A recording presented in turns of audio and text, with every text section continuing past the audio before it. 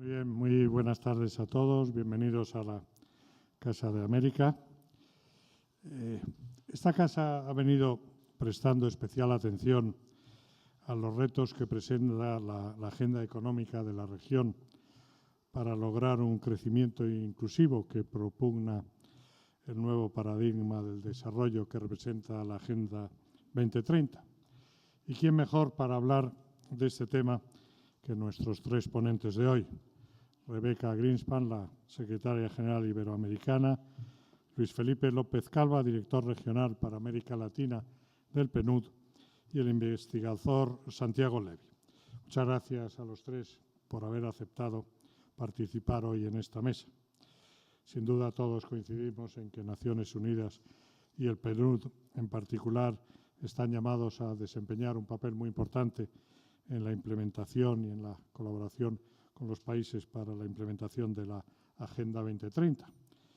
Y sin duda las características de la cooperación iberoamericana parecen especialmente apropiadas también para implicarse activamente en la Agenda 2030 por la propia naturaleza de la cooperación que promueve, por el hecho de desplegarse en distintos niveles, locales, nacionales y regionales, y por convocar a múltiples actores. También por el despliegue de su acción, tanto en ámbitos técnicos como en el del diálogo y definición de políticas públicas. América Latina, sin duda, ha cambiado profundamente en términos políticos, sociales y económicos en los últimos 25 años. La democracia, pese a todos los problemas, se ha consolidado, la renta per cápita se ha duplicado, los índices de desarrollo humano han mejorado sin excepción, la pobreza ha caído 20 puntos porcentuales y la desigualdad, en contraposición con lo que ha ocurrido en el resto del mundo, se ha reducido a medida que la región se integraba en la economía mundial. Esta realidad no oculta, sin duda, la presencia de importantes retos políticos, económicos y sociales que nuestros ponentes de hoy, estoy seguro, ayudarán a descifrarlos. Simplemente, por último, señalarles que este acto, como otros muchos, está siendo grabado y el vídeo se podrá ver a partir de mañana en nuestra página www.casamerica.es y en nuestro canal de YouTube. Y además, si lo desean, pueden compartir las impresiones del acto en Twitter o en Instagram utilizando la etiqueta o el usuario @Casamerica. Y nada más, muchas gracias a nuestros ponentes y muchas gracias a todos ustedes por asistir a este acto. Muchas gracias.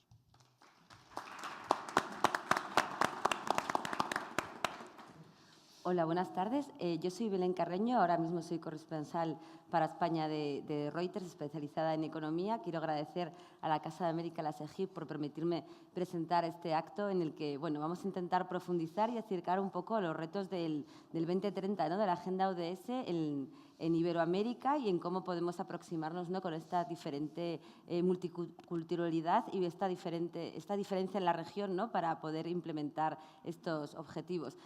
Presento muy rápido a los panelistas, que ya los ha presentado el director de Casa de América. Además, en el caso, por ejemplo, de la señora Greenspan, de Rebecca Greenspan, casi no necesita presentación, es un poco la anfitriona de este evento. Es secretaria general de la Secretaría General Iberoamericana desde 2014, repitió mandato ahora en 2018 y nos decía ahí entre bambalinas que su intención es no alargarse más de 8 años, así que veremos. Pero por lo menos tenemos casi otros 4 años de la señora Greenspan, que entre muchas cosas que ha hecho, porque me han dado unas biografías que ya se las pueden imaginar, que no caben casi en una página web de LinkedIn, ha sido vicepresidenta de Costa Rica.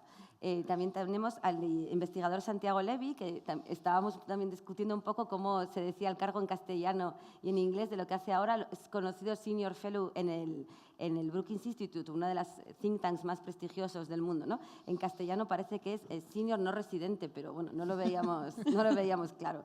Él también ha hecho muchísimas cosas a lo largo de su carrera profesional. Iba a decir que es una institución en sí misma, pero esas cosas a veces como que quedan un poco ya como del final de una trayectoria, y yo estoy segura de que en este puesto que tiene en Brookings aún queda mucho por hacer, y es presidente además de la Asociación Económica de América Latina y el Caribe. Entre los muchos cargos que ha desempeñado, pues fue viceministro del Ministerio de Hacienda en México entre 1994 y 2000, me parece, ¿no?, aproximadamente. Y luego también tenemos a Luis Felipe López Calva, que ahora mismo es subsecretario general de Naciones Unidas, director regional para América Latina del PNUD, del Programa de Naciones Unidas, también una extensa carrera, en este caso en el Banco Mundial, bueno, como experto economista, como economista principal. Y le he escuchado decir así un poco de refilón que es de Puebla, que es probablemente una de las ciudades más bonitas que hay en México y en el mundo. Así que ya con esta presentación, si les parece, les explico un poquito la dinámica.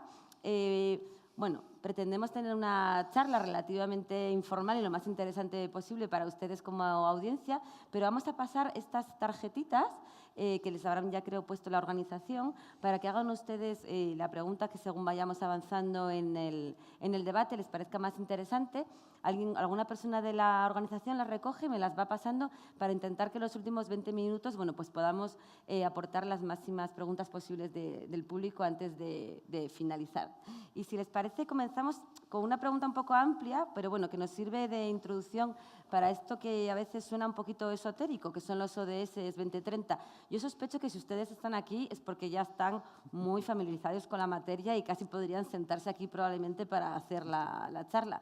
Pero sí que es algo que nos está costando un poco desde los medios e imagino que ustedes desde las instituciones pues traducir al gran público, familiarizar, ¿no? a las personas sobre esta importancia. Llevamos estos pines, vemos los logos, pero bueno, el público le cuesta entender esto del 2030, lo que significa.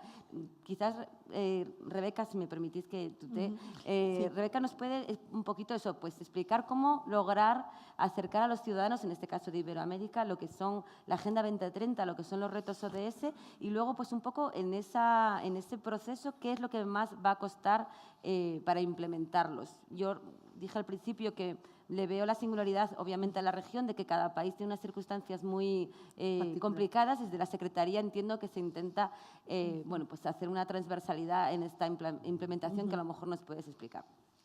Bueno, muchísimas gracias, Belén, y muchas gracias a todos ustedes por estar aquí con nosotros. Antonio, esta es tu casa. Muchísimas gracias a Casa de América porque siempre nos recibe con cariño y además realmente es un lugar de reunión para toda la región. De verdad, muchísimas gracias. Querida Gina Magnolia, muchas gracias por estar aquí, la secretaria general de la Organización Iberoamericana de Seguridad Social. Y por supuesto, para mí un placer estar con dos viejos amigos. Nos conocemos desde hace mucho tiempo, pero además son dos personas que conocen profundamente la región, así que encantada de estar en este panel. Yo creo que en primer lugar hay que decir que los ODS son una hoja de ruta, son el qué, a dónde queremos llegar. Son una hoja de ruta sobre cómo conseguir al mismo tiempo prosperidad, inclusión y sostenibilidad ambiental. Porque muchas veces estas cosas no vienen juntas.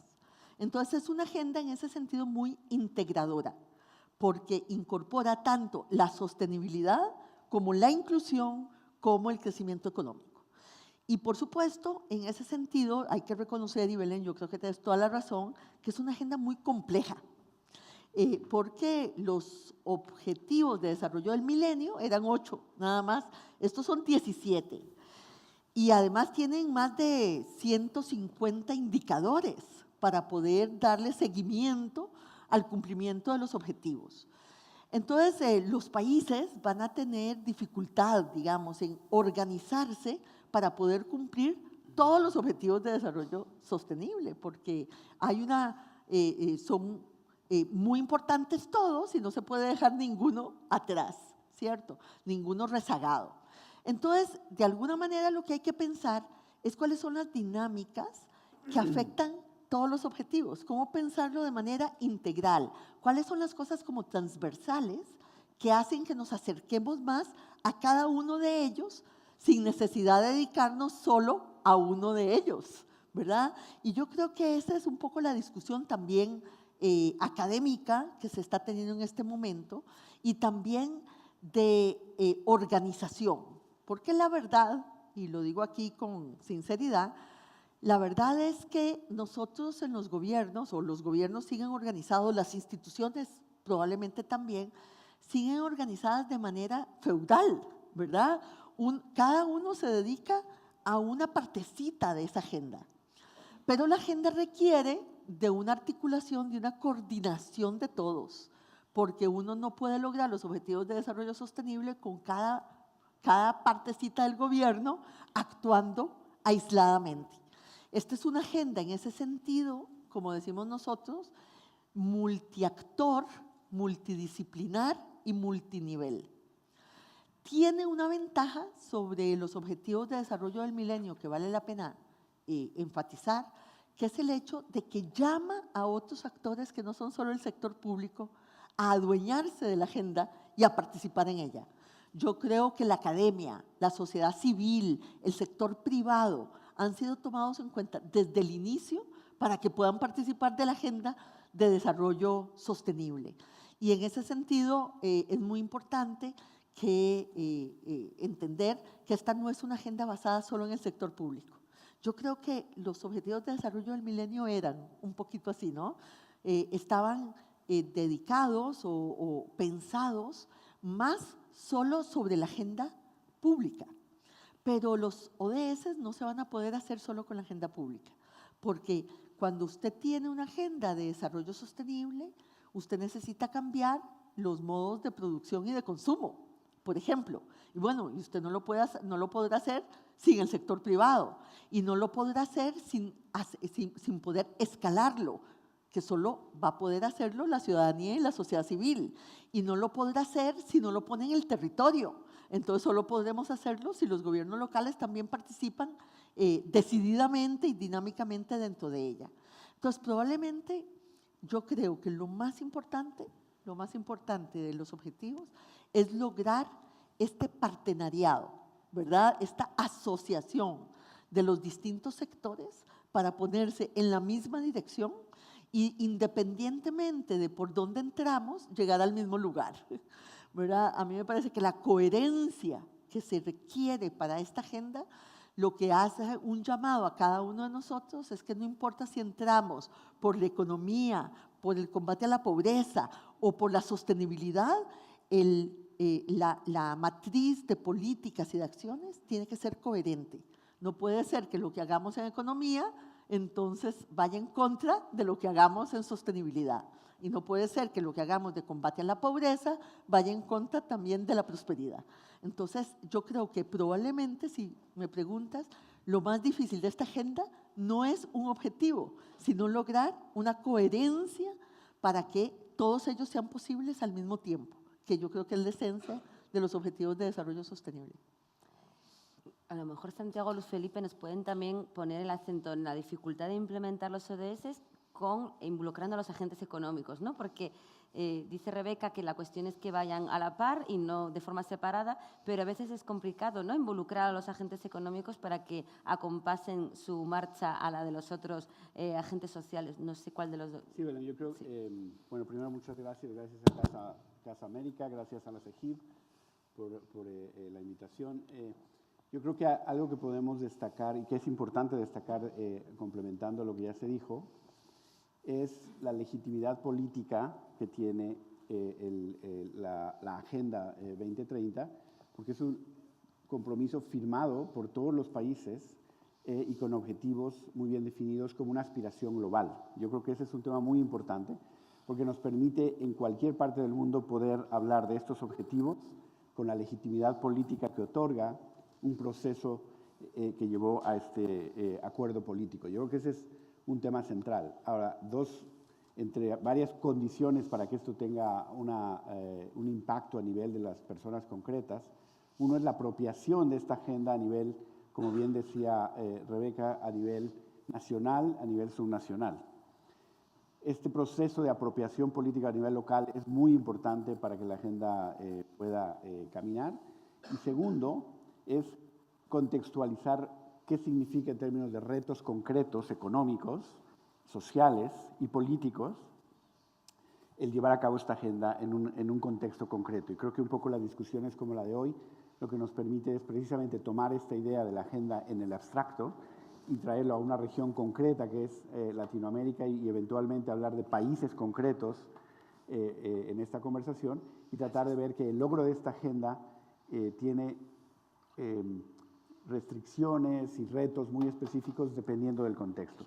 Al final la agenda es solo relevante si puede llevar a una manifestación muy concreta en lo local y tener un impacto muy concreto sobre individuos concretos.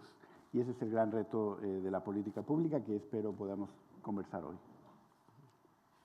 Santiago, no sé si tienes algo. Bueno, igualmente buenas noches, un placer estar aquí, gracias a Casa América, gracias a Belén y sobre todo un placer estar con Rebeca y Luis Felipe. Rebeca dijo una cosa muy importante que quiero tratar de aterrizar un poquito más programáticamente.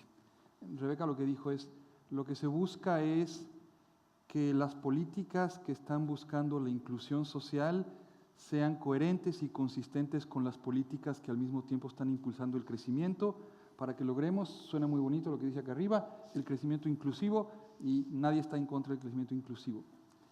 El gran reto que tiene América Latina es que, más allá del acuerdo político que Luis Felipe dice que hay, y en efecto sí lo hay,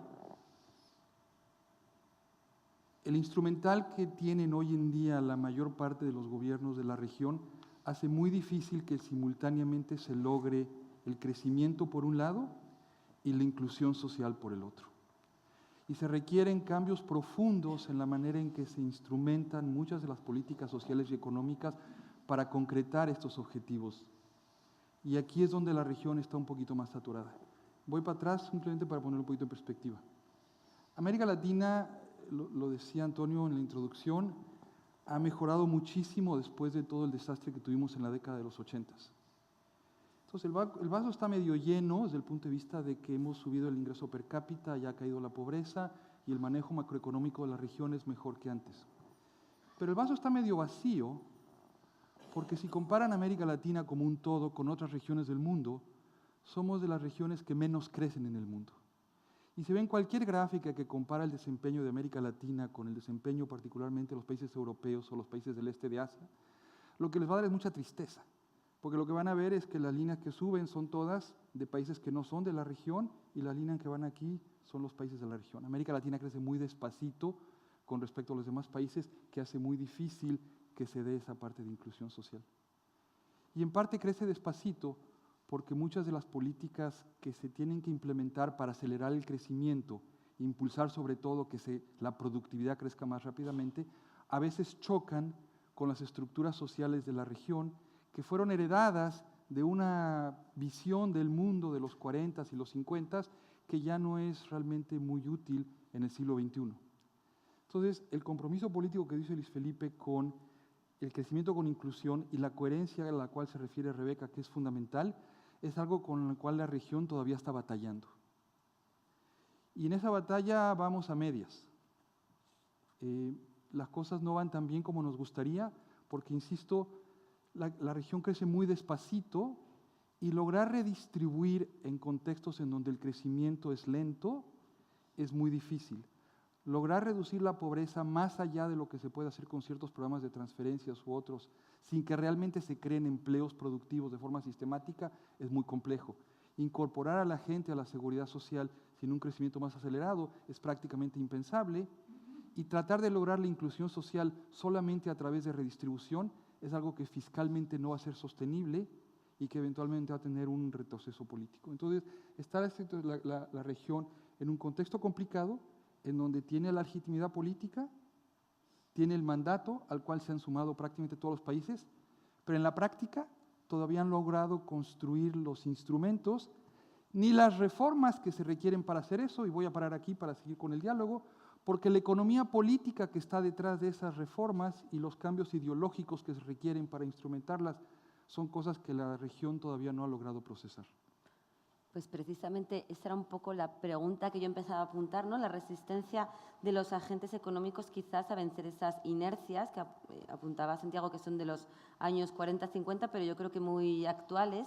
Es difícil, yo veo cierta reticencia, convencer a veces a los agentes económicos en que la desigualdad, la reducción de la desigualdad sí es un buen acicate para el crecimiento, precisamente quizás porque la economía es una ciencia social y no una ciencia exacta, como a veces también se pretende decir, ¿no? Y se ha cambiado un mantra que hubo de que era bueno que hubiera una desigualdad que no se sabía cuánta era, ¿no? Pero era como lo del colesterol bueno y malo, para que la economía fuera más sana, y ahora de repente nos dicen, no, es que es muy mal. Bueno, yo creo que hay una cierta complicación en quitar esas ideas del pasado, ¿no? Y que los agentes económicos caminen un poco en ese sentido. No sé si estas reticencias las percibís, incluso también esa otra reticencia que es la de la sostenibilidad también reñida con el crecimiento, ¿no? Hay también otra cierta idea por parte de los agentes económicos de que si es sostenible se va a ganar menos dinero, va a haber menos margen. No sé cómo veis estos dos ejes de quizás esas dos resistencias, esas inercias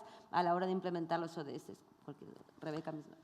Bueno, nosotros que tenemos una gran relación y diálogo con el sector privado, un poco yo lo que le he dicho al sector privado, y yo creo que hay grupos y ya movimientos importantes en esta dirección que voy a decir. Es decir, al sector privado, mire, si ustedes no pasan del siglo XX al siglo XXI, tampoco van a poder mantenerse exitosos dentro de su empresa y dentro de lo que ustedes hacen. Por varias razones. Una, en primer lugar, porque los consumidores están cambiando y los consumidores están exigiendo cada vez más un comportamiento ético y social y ambientalmente responsable de las empresas, y las empresas que tienen visión de largo plazo, que están pensando en estar ahí no para el próximo año, sino para los próximos 30 años, van a tener que comenzar a cambiar en esta dirección. Fue muy interesante un panel que estuvimos con grandes empresarios de la región,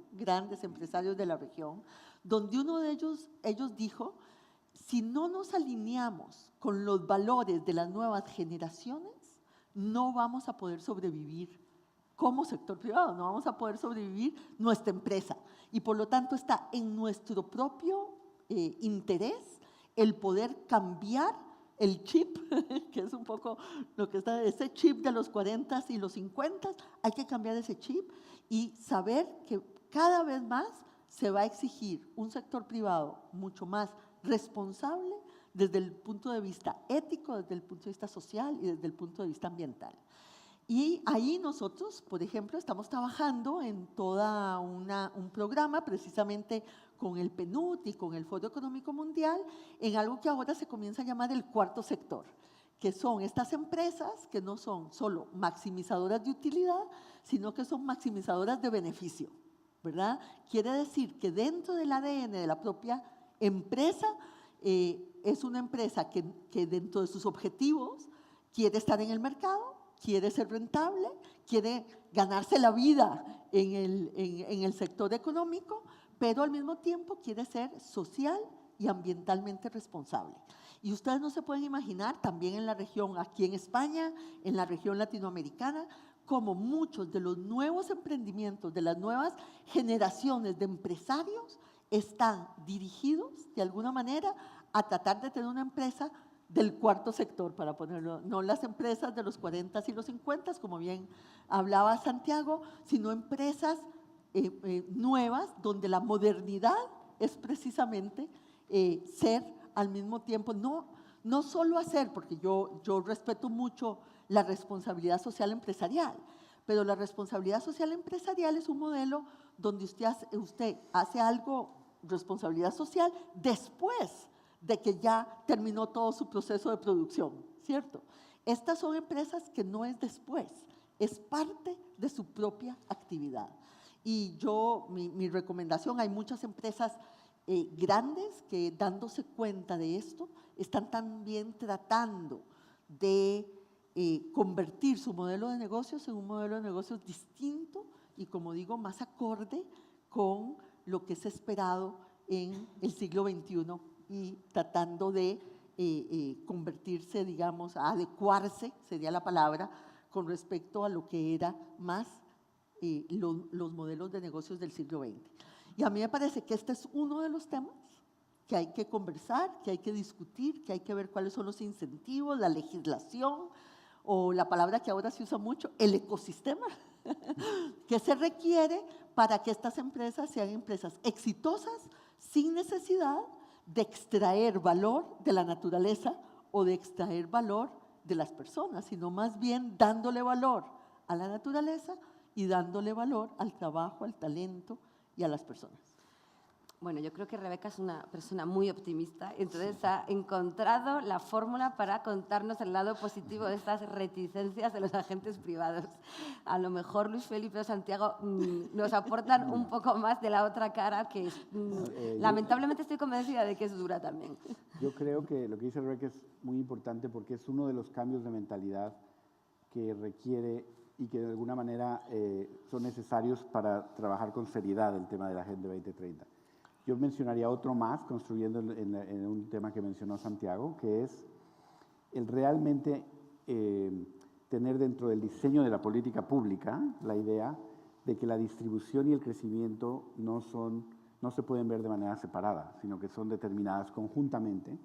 Entonces, no puede ser que haya un sector trabajando políticas de crecimiento y un sector trabajando políticas de redistribución, sino realmente se tiene que ver de manera integral en el diseño de política, y ahí es donde creo que lo que comentaba Santiago, cuáles son los instrumentos y cuáles son los mecanismos de política pública que nos permiten integrar esta idea de que la distribución y el crecimiento se deben de pensar de manera coherente, ¿no? Yo creo que este es un tema que sí es un cambio de mentalidad, porque seguimos haciendo política pública de manera muy fragmentada. Y en un contexto, como decía Santiago y Rebeca, se ha avanzado mucho en estos años, pero aún así, con la reducción de la pobreza, si tomamos en cuenta una clase media creciente en Latinoamérica, que sin embargo no es mayoritaria todavía, en realidad la mayor parte de la población sigue siendo no pobre, pero tampoco tener un nivel de seguridad económica que le permitan considerarse clase media. Realmente la mayoría de la población en Latinoamérica es muy susceptible a volver a caer en condición de pobreza, y ya está ocurriendo con algunos grupos en condiciones cuando existen alguna desaceleración o algunos choques. Entonces, en ese contexto la gente se percibe vulnerable, y entonces hay una demanda por redistribución que, si no se piensa en conjunto con políticas de crecimiento y de redistribución de la capacidad productiva, no solamente redistribución del resultado del crecimiento, puede llevar a una mayor fragmentación de la política pública. Pero esta política pública es como un contralobby. En lugar de que los agentes económicos hagan lobby a los gobiernos, ¿son los gobiernos los que tienen que intentar concienciar a las empresas? Yo creo que es un proceso, yo creo que Rebeca lo mencionaba muy bien, esta no es una agenda del gobierno. Precisamente lo que se requiere aquí es cómo traer a los distintos actores. Estamos hablando de una región en la que la confianza en las instituciones cayó casi 20 puntos en 15 años, de acuerdo con las encuestas existentes. Esa idea de cómo reconstituir los procesos de política pública trayendo a los actores relevantes y no solamente al gobierno, para reiniciar procesos de construcción de confianza entre los distintos actores y poder tener políticas públicas que sean más eficaces. Si solo se ve como una política desde el gobierno, yo creo que va a ser mucho más difícil ser efectivo. Pero, complementando un poquito tu pregunta, Belén, la economía política del crecimiento inclusivo en la región es muy compleja por lo siguiente, y sí hay resistencias expresas. Si los gobiernos de la región quieren redistribuir, tienen que gravar más. Y aquí la situación de la región es muy complicada porque las resistencias que enfrentan la mayor parte de los gobiernos para llevar a cabo reformas fiscales sustantivas que les permitan recaudar los recursos para hacer una redistribución importante, son resistencias muy fuertes. Ustedes toman a Guatemala y el cociente, la presión tributaria de Guatemala de impuestos sobre el PIB es como 10%. 10-11%. ¿Qué se va a lograr de redistribución en un país en donde la presión tributaria total es 10%? Después de pagar los salarios de los burócratas y todo lo demás. Y aún toman un país como México, les va a sorprender este número, pero la presión tributaria en México, si le quitan a la renta petrolera, es 13% del PIB. Entonces todos podemos hablar del crecimiento inclusivo, todos estamos a favor de él, a ver que levante la mano el que está en contra del crecimiento inclusivo, pero luego decimos, está bien, perfecto, ahora lo que hay que hacer es una reforma fiscal para gravar la renta, etc., etc., y ahí es donde las cosas empiezan a atorarse. Y luego no minimicemos tampoco el hecho de que estas son sociedades desiguales en donde también es desigual la distribución del poder, y la distribución del poder político y la distribución del poder económico. Hay todavía en muchas de estas economías grandes grupos que tienen poderes monopólicos importantes.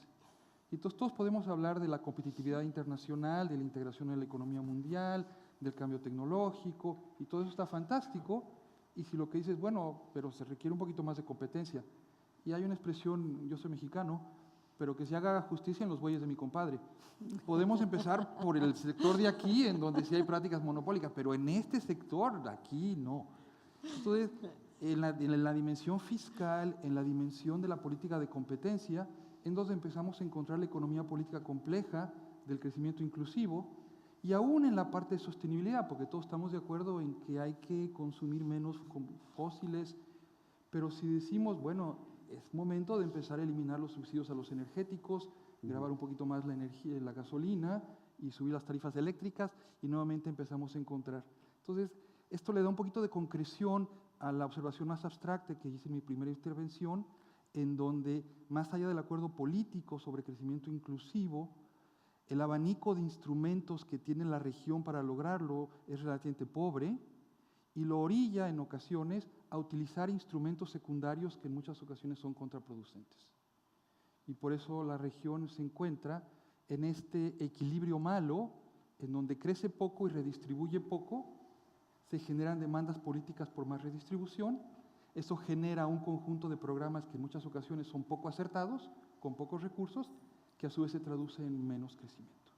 Y ahí es un poco donde la región, en esta economía política, está atorada, y también con algunas ideas respecto a los instrumentos que tiene que utilizar para lograrlas, que como se comentaba hace ratito, son del siglo XX, algunas de hecho del siglo XIX, y las estamos aquí impulsando con gran vigor en la segunda década del siglo XXI. Pero puedo decir algo ahí, Belén. Yo estoy totalmente de acuerdo con lo que dice Santiago. Como un acto de transparencia, yo estuve en el gobierno varias veces y me tocó el proceso de 2 reformas tributarias en mi país. Y puedo decir cuán difícil, duro, cuánto sufrimiento hay en el gobierno para aprobar una reforma tributaria. Pero no es que no se han aprobado reformas tributarias en la región, ¿verdad? O sea, lo que yo digo es, esta es una región, efectivamente, de baja presión tributaria. Una de las cosas que habrá que hacer hacia el futuro es cómo conseguir más recursos públicos para bienes públicos. Y por supuesto que una de las razones por las que lo hace más difícil, además de lo que decía Santiago correctamente, que es la asimetría de poder entre distintos grupos, también es la falta de confianza en las instituciones públicas a las que se refería Luis Felipe. Porque la verdad es que los escándalos de corrupción que han habido en la región durante el último tiempo, lo que han hecho a la gente es sentir que su dinero no está bien usado para los propósitos para los cuales los impuestos deberían existir y ser dirigidos, ¿verdad? Entonces, una de las tareas, es cierto que no es suficiente, pero una de las tareas es recuperar la confianza de la ciudadanía en las instituciones públicas, porque en la medida en que no lo hagamos, digamos, el que no paga, el que evade, tiene una razón ética para hacerlo, que es que en realidad se lo está dando a alguien para que se robe el dinero, ¿verdad? Y entonces hay una excusa para no permitir ni una reforma tributaria ni acordar, digamos, objetivos comunes dentro de la sociedad. Yo creo que esta falta de confianza, a la que hacía referencia Luis Felipe, es uno de los problemas más serios que probablemente tiene la región hoy en día. Déjenme darles dos elementos. No solo las instituciones de la democracia, para ponerlo así, de la democracia, son las instituciones con menor nivel de confianza de la población, me refiero a los parlamentos, a la policía, al Poder Judicial y al Poder Ejecutivo. Bueno, ¿qué nos queda? Digamos, ¿verdad? Entonces son los que tienen menores niveles de confianza dentro de la población. Pero además hay un elemento que a mí personalmente me ha hecho pensar mucho, que es que somos la región con la confianza interpersonal más baja del mundo. Ah, eso no me lo esperaba. Más Pensaba, baja. de hecho, que era compensatorio, que había un ejercicio de compensación. No, somos la región, o sea, los niveles de confianza interpersonal han sufrido igualmente durante todos estos años. O sea, de las encuestas del Latinobarómetro, la gente confía en su familia y en muy pocos amigos, que conoce como de siempre. Más allá de ese círculo, no confía en nadie. Y ese nivel de falta de confianza interpersonal afecta profundamente la posibilidad de cohesión social y la posibilidad de pensar en un proyecto común de sociedad. Esto refleja cuán fragmentadas las sociedades de nuestra región están, ¿verdad? Y esa es a la par de los elementos de poder que tenemos, de economía política que lo hace difícil, de los intereses, digamos, incrustados en la sociedad, en la economía y en el Estado, existe este elemento que hace más difícil la acción colectiva para cambiar las cosas. La acción colectiva para cambiar las cosas. Y yo creo que ahí tenemos que hacer un esfuerzo especial, y yo personalmente creo que el marco de los Objetivos de Desarrollo Sostenible es un buen marco para hacerlo, porque en estos objetivos no hay discusión. Y como estos objetivos llaman a una colaboración de distintos sectores, tal vez podamos crear un espacio de diálogo y entendimiento que hoy en día no tenemos. Esto que comenta Rebeca realmente ha tomado una importancia gigantesca en los últimos años. Es realmente difícil decir si hay más o menos corrupción en América Latina hoy que hace 5 décadas. La verdad es que no tenemos datos. Lo que sí es cierto es que la percepción de la corrupción y la tolerancia de la corrupción sí ahora es muchísimo menos que antes. Y a los factores, digamos, tradicionales de la economía política de la región a los que yo me refería, se le agrega esta complejidad adicional. Es casi imposible entender la dinámica política de Brasil o lo que está ocurriendo hoy en México y las elecciones recientes de México sin tener muy en mente esto que estaba diciendo Rebeca. El tema de la corrupción, el tema de la impunidad, el tema de la confianza y el tema de que las instituciones a mí como ciudadano no me sirven. Y confío en mi familia, en mis amigos.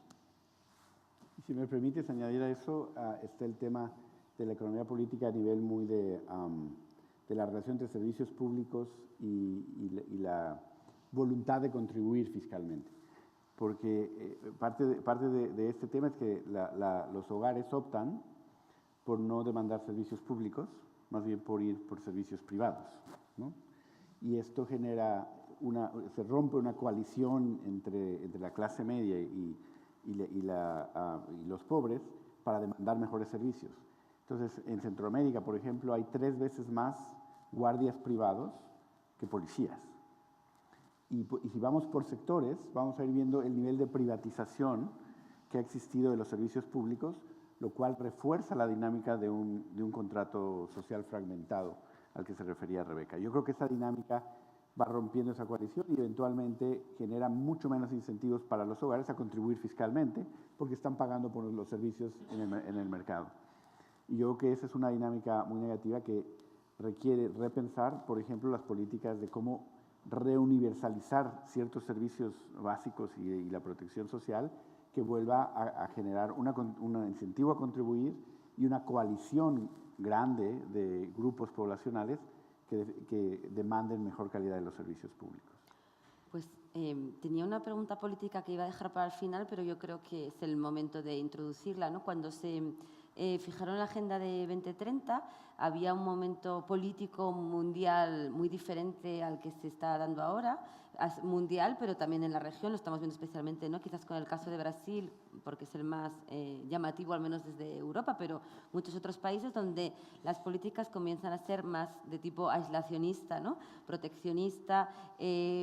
Rebeca, como es la optimista de hoy del escenario, nos dice que no hay ninguna duda sobre el consenso con la Agenda 2030. Yo no sé si el nuevo contexto político sí hace poner quizás o debilitar este cumplimiento y cómo con este nuevo contexto político que además se retroalimenta, ¿no? Bueno, pues aunque no es en la región, sino en el continente, con Estados Unidos, desde luego con el otro lado del charco que somos nosotros, ¿no? Cómo se pone en cuestión, por ejemplo, cómo se revierte esas ideas de privatizar cuando, ¿no?, el proteccionismo de alguna forma te lleva a pensar más todavía en privatizar, más en proteger lo tuyo. No sé si este contexto global de la política va a ralentizar o entorpecer un poco la agenda, no sé cómo lo veis. Digo, no sé qué piensen Rebeca y Luis. Lo que falta es una narrativa que encante, una narrativa que sea un punto focal alrededor del cual se pueda construir un proyecto de desarrollo al que se sumen las gentes. A nivel de los grupos políticos, los grupos académicos, los objetivos del desarrollo son ese punto focal. A nivel de la población global, creo que no. O al menos no hemos llegado al punto en donde esos pueden ser. Había una mística del desarrollo en la región, saliendo de la Segunda Guerra Mundial. Había una mística de procesos en donde los estados iban a liderar esos procesos de desarrollo. Y luego había un poco de discusiones técnicas, pero sí había una narrativa global a la cual todos se podían sumar. En mi opinión personal, esa narrativa está rota.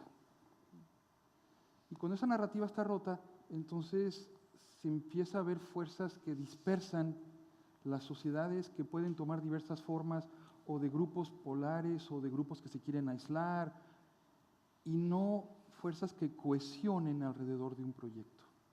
Lo que no está logrando la región ahorita, está claro que el esfuerzo que se hizo después de la gran crisis de la deuda en los 80s, logró estabilizar a la región, lo cual es muy bueno y es muy valioso, pero no logró construir un proyecto de desarrollo compartido con el cual todos se sientan identificados y por lo tanto quieran contribuir a él como ciudadanos en su carácter de cumplo con la ley y pago mis impuestos.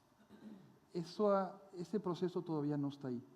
Y es importante porque requiere de mucha política para lograrlo, porque si no lo que va a ocurrir, estas fuerzas aislacionistas o de proteccionismo, que son manifestaciones de que no hay una guía, por así decirlo, una narrativa que unifique a las sociedades, y eso es el momento en donde la región, las fuerzas de dispersión están por todos lados.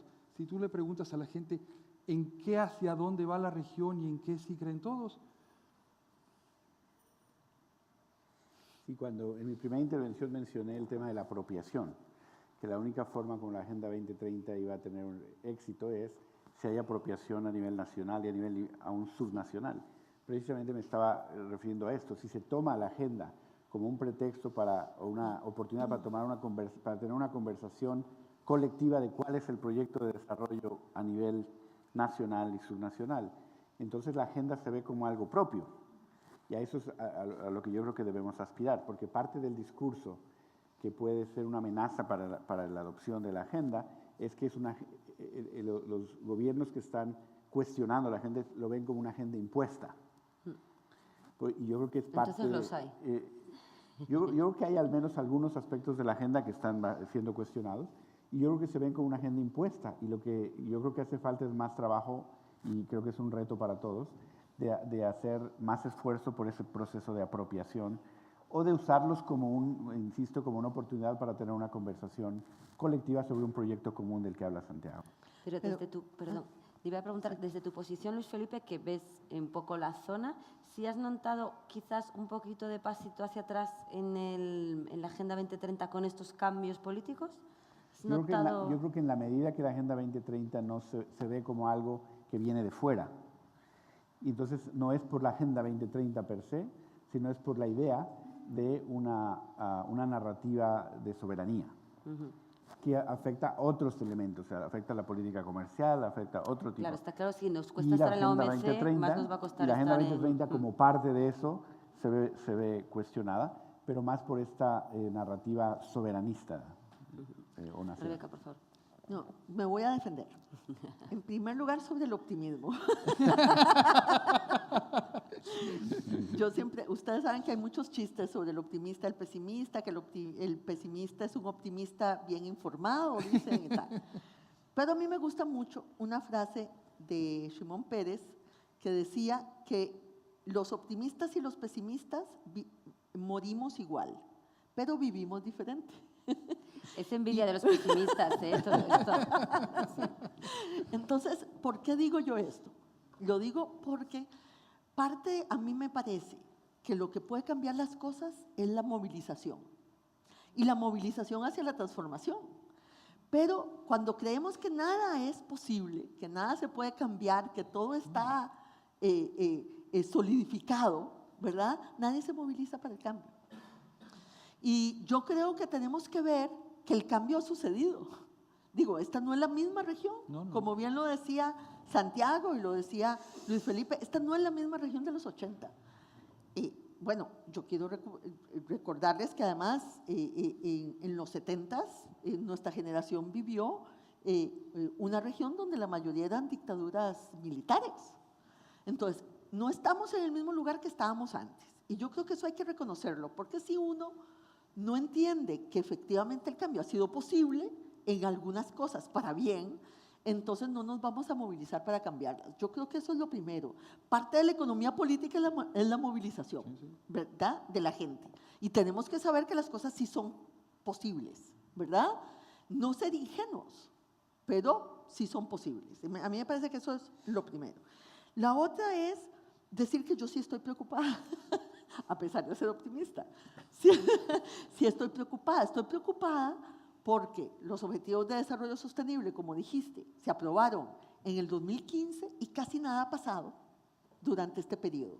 Más aún, me atrevería a decir que ha pasado más en el sector privado que en el sector público, me atrevería a decir.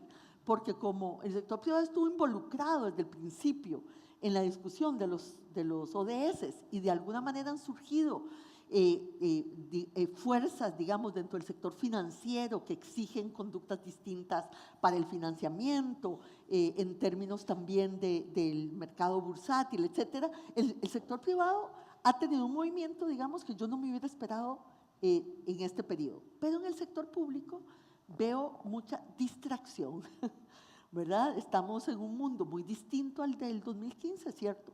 ¿Verdad?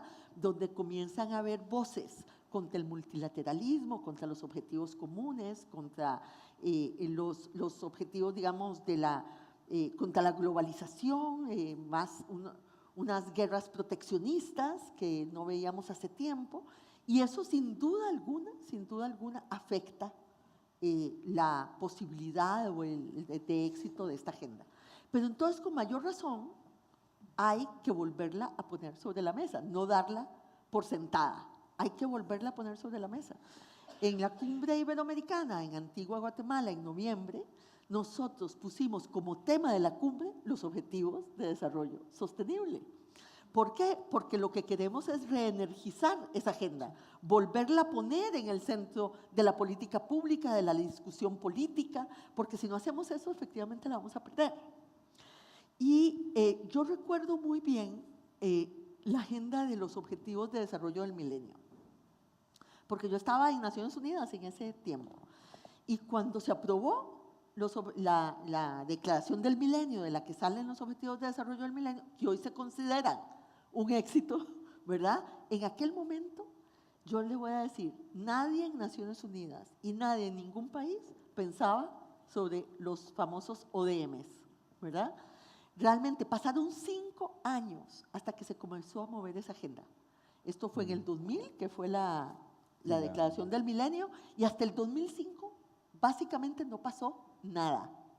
Pero como hubo todo un esfuerzo para esto de que hablaban Santiago y Luis Felipe, de apropiación por parte de la sociedad civil, nosotros hicimos un esfuerzo muy grande para que la sociedad civil se apropiara de esa agenda. Lo que pasó es que de repente la sociedad civil tenía una agenda para poder hablar a alto nivel con el gobierno, una agenda que el gobierno había aprobado. Y por lo tanto, la conversación entre la sociedad civil y el gobierno mejoró notablemente, porque la sociedad civil ya no solo pedía un proyecto o una acción específica, no, pedía los ODMs que el gobierno había aprobado en un marco internacional. Y eso cambió totalmente la dinámica.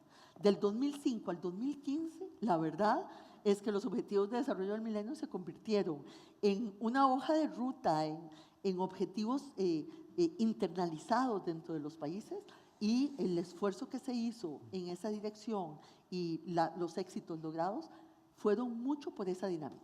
Pero porque hubo un esfuerzo consciente para volverlos a poner, para hablarlos, para que hubiera apropiación por parte de la ciudadanía, y por tanto hubo presión sobre el gobierno. No era solo si el gobierno estaba convencido o no.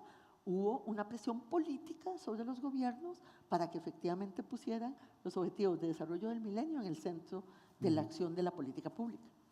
Muy bien.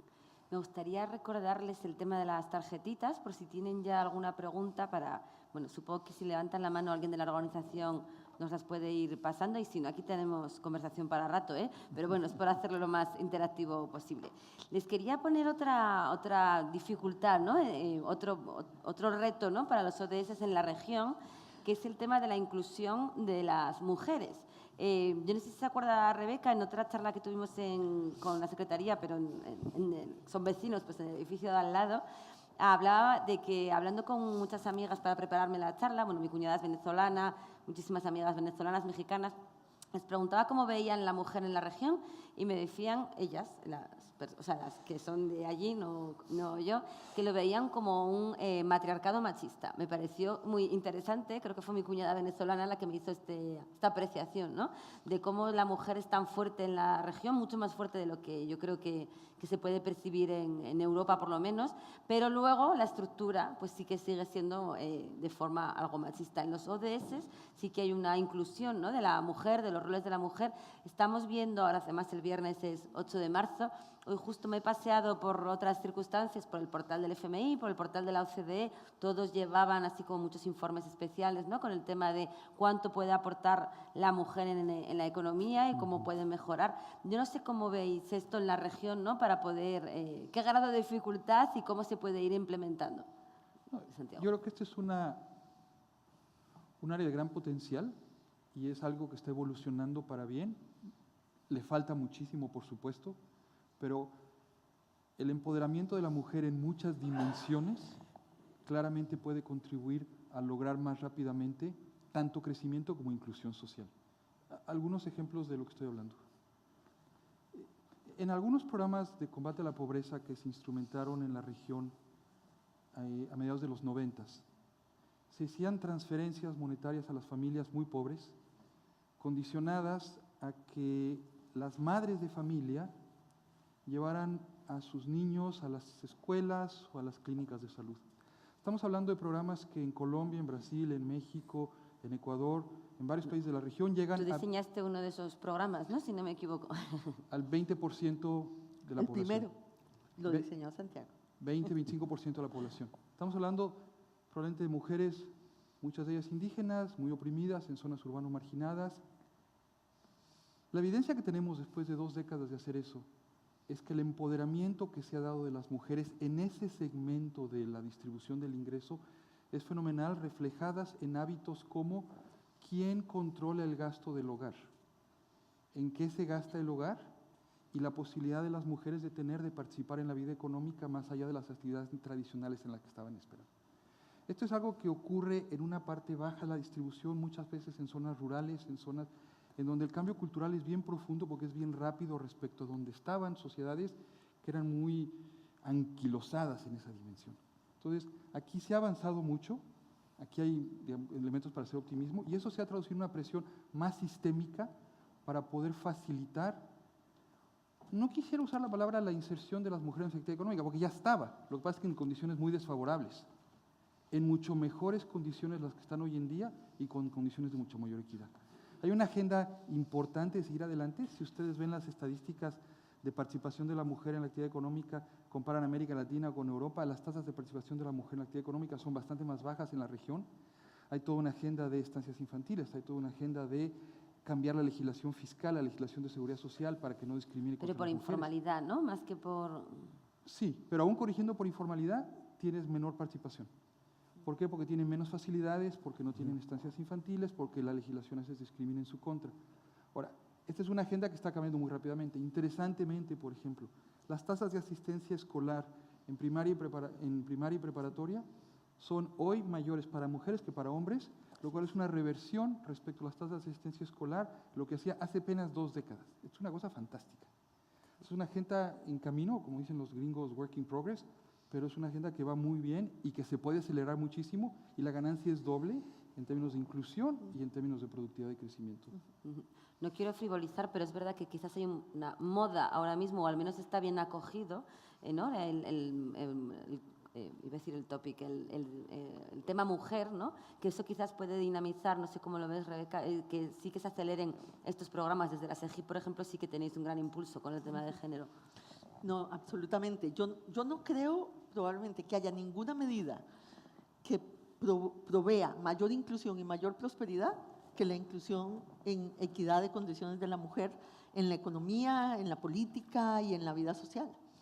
Entonces, la verdad es que lo que uno se pregunta es si todos los estudios, toda la investigación, hoy en día hay una evidencia, como bien decía Santiago, abrumadora de que eso es así. Más bien, la pregunta es por qué no hemos acelerado todavía más el paso, ¿verdad? Sabiendo que probablemente no hay ninguna otra cosa con mayor impacto que podamos hacer que eso, ¿verdad?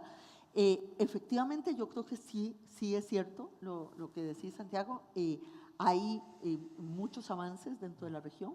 Bueno, podemos ver la política, ¿verdad? Las mujeres, América Latina tiene uno de los niveles más altos de participación de las mujeres en los congresos del mundo, ¿verdad? En mi país, que comenzamos con una ley de igualdad real entre hombres y mujeres en la segunda mitad de los 80, fuimos muy pioneros, efectivamente.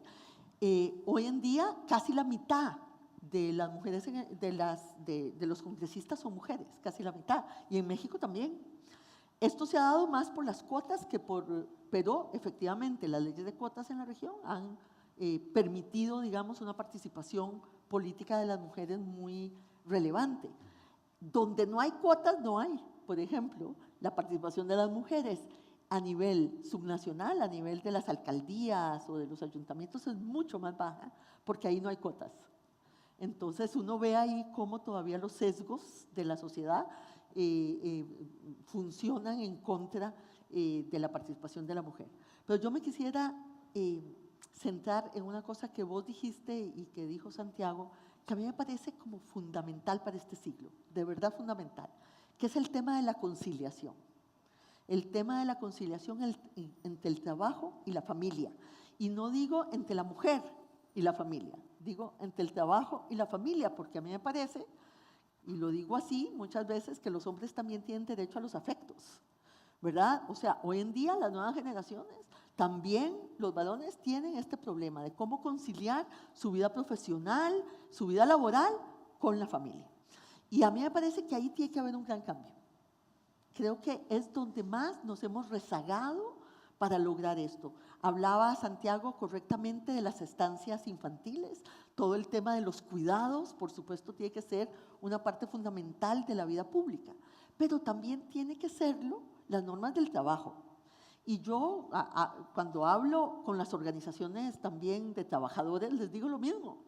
Ellos han puesto mucho menos este tema en la agenda de negociación de lo que las mujeres esperaríamos que hicieran. O sea, tiene que haber mucha más conciencia de la sociedad, porque también conciliar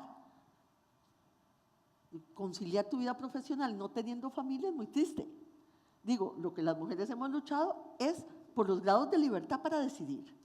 Cada quien tiene que decidir lo que quiera, efectivamente si quiere tener hijos o no, pero la gente que quiere tener hijos debería poder hacerlo sin tener que renunciar ni a su trabajo ni a su vida profesional. Y yo creo que ahí todavía estamos muy rezagados. Y Europa lo está viviendo de manera dramática, Belén, no solo nosotros, lo está viviendo de manera dramática. Digo, España tiene una de las tasas más bajas. Es la más baja con Grecia, sí. ¿Verdad? De fecundidad, Entonces, sí. digo, algo está mal en la manera en que estamos organizando la sociedad para poder tener las dos cosas, la familia, los afectos y la vida profesional. Y eso no, yo creo que las nuevas tecnologías, el futuro del trabajo, puede ser una gran oportunidad para mejorar, conciliar de mejor manera esas dos cosas, porque yo creo que podríamos tener mucha mayor flexibilidad, más autonomía sobre nuestro tiempo con el mundo que viene, pero tenemos que prepararnos, tenemos que capacitar a la gente para que lo que provoque ese nuevo mundo no sea más desigualdad, sino más bienestar, ¿verdad? Y cualquiera de estas dos posibilidades existe, depende de lo que vayamos a hacer con esta nueva revolución tecnológica que estamos viviendo hoy en día. Dos puntos muy breves. Uno que, solo por reforzar este punto, a veces cuando las políticas de conciliación no son neutrales en términos de género, pueden reforzar las normas sociales como con la que iniciaste la pregunta, ¿no? Porque entonces asumen que hay un miembro de la familia que es que de hecho tiene que dedicarse al cuidado. Entonces yo creo que es a pesar de qué políticas tienen que ser neutrales en términos de género para facilitar este cambio de normas, ¿no? Y otro que quería mencionar es, porque se relaciona con el punto de las normas, es el tema de la violencia de género. Hay un proyecto muy importante que se llama Spotlight, que está financiado por la Unión Europea, que estamos llevando interagencialmente a Naciones Unidas para atender este tema. Hay un tema de inequidad muy grande en términos de la victimización por violencia, y creo que es un problema que hemos visto muy complejo, que requiere intervenciones también muy complejas, pero es algo que hay que tener muy en cuenta porque en la región han crecido mucho los índices de violencia contra las mujeres. Muy bien. Bueno, desafortunadamente esto es algo transversal a todas las culturas y sistemas, así que es un cambio realmente duro. No sé si para 2030 nos va a dar tiempo, pero bueno, esperemos que sí. Yo creo que ya damos paso a las preguntas del público, porque además son preguntas que yo también tenía aquí en mi chuletilla, así que nos saltamos y directamente le damos un poco la palabra al público.